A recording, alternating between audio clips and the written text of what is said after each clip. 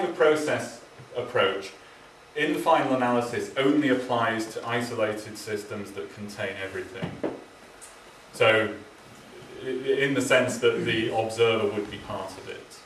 Once you take the observer out, you no longer have an isolated system, and none of this holds absolutely. And you can hope that it holds approximately, and that's all.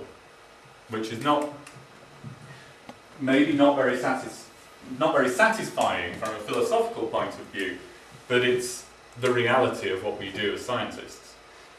And I think it's wrong and dangerous to assume that you can deduce the correct mathematical representation of the world by assuming that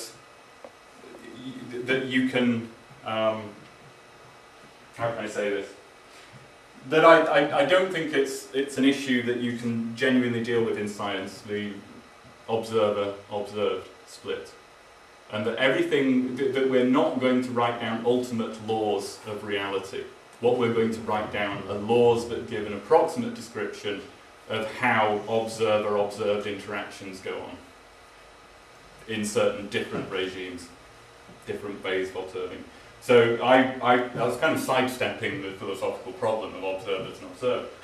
But I'm just being pragmatic about it and saying that all that we're doing in physics or in anything, in any science really, is writing down approximate representations of those interactions between observer and observer.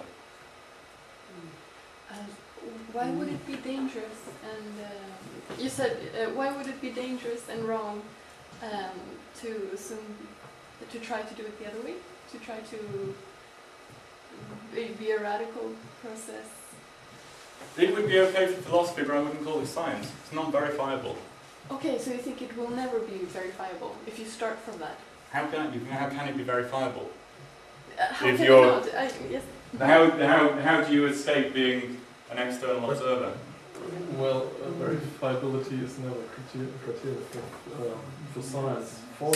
Well, maybe it's not for theoretical physicists, but it is for most scientists. No, the question I'm talking about science. It could be falsified. This is the question. Yes. You can Well, never verify theories are never verified. Let's make a toy. General relativity. And, okay. If you have observers, some features hold. If you don't include observers, some features do not hold. So from that point of view, it's a bit difficult to argue so directly. In principle, I understand what you mean by reality, namely the feedback to our thoughts. Then the observers are included, that's true. But from the mathematical toy, that's slightly different. Well, in going back, the question came in as well. I mean, you were saying, is the observer part of the process, or? I simply asked, what about observers? And yes, of course, this is a question. If you want to include the observers into this description or not? Ultimately, the process is everything. And all that you're describing mathematically is the restructuring of that process. So the observer has to be part of it. The way I understand your question, is this process sort of decomposable, right? Is it indecomposable? I know that both alternatives are very hard in some sense, because if you say that at least approximately we can assume that there are observers which are stable in some sense and can be separated from the rest, and so then well, this is what we do all the time in quantum mechanics, and where all the interpretational problems come from, that we say we need classical measuring devices and all that stuff. So this wouldn't be a major step forward in my view.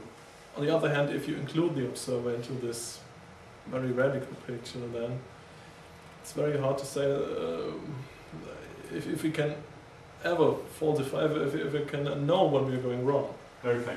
Yeah. Can you define a process without the idea of an observer? Yeah. You think you can? But it's a bit dull. Because all it does is restructure. So you don't get... interesting evolution, I would say, unless you have observers. Is that because you're missing out irreversibility? Potentially, yes. And I mean, I know that other approaches than the algebraic approach may get around that problem, but certainly the algebraic approach with inner automorphisms, all you're doing is restructuring, and so there's no real evolution. And you've obviously got to have at least a sufficient level of evolution to reconstruct the notion of interaction between systems, and relatively evolved complex systems and adaptive systems, obviously, if we're going to get observers into some overarching process picture. Isn't that one concept more that might be basic or relevant to this discussion? Isn't that the notion of context? Mm-hmm. So you talk, and this is how you actually split. So it's about splitting the process. So into, and you can't. I would say, in answer to your question, I would say it wouldn't be a whole process if you could have two components of it that were not interacting, that were doing their own evolution with no interaction between them. So the whole thing has got to be connected in some way. You can't have disconnected components if that's what you mean. But you can, so I've put here relatively stable. Being is relatively stable in autonomous aspects of the structure, because these aren't going to be totally stable over the evolution of the process, and this will change as you enfold and unfold. Okay, you can sort of imagine one system influencing the other, but the other very little influencing the one, in the sense that it's some sort of approximation. It's a kind of asymmetry in the magnitude of the influence. Magnitude, I mean, sort yeah. of diabetic, adiabatic type of approximation. Mm-hmm. Yeah. So I mean, in order something, I mean, sort of you're supposed to be test particles or the difference of field. Yeah, of course. Yeah. So in order to have a well-defined explicit order, we need these things which are relatively autonomous and stable. Yeah. That's what we mean by an explicit order in reality. Do you mean, by relatively, do you mean comparatively, or because everything would be relatively, let's say, a process is relatively in that we consider ourselves as stable and autonomous entities. Relative to what? For 70 years. Relative to an incredibly wide variety of different contexts. I think that's where depending on what you're trying to represent by the process. So, if I could argue that I would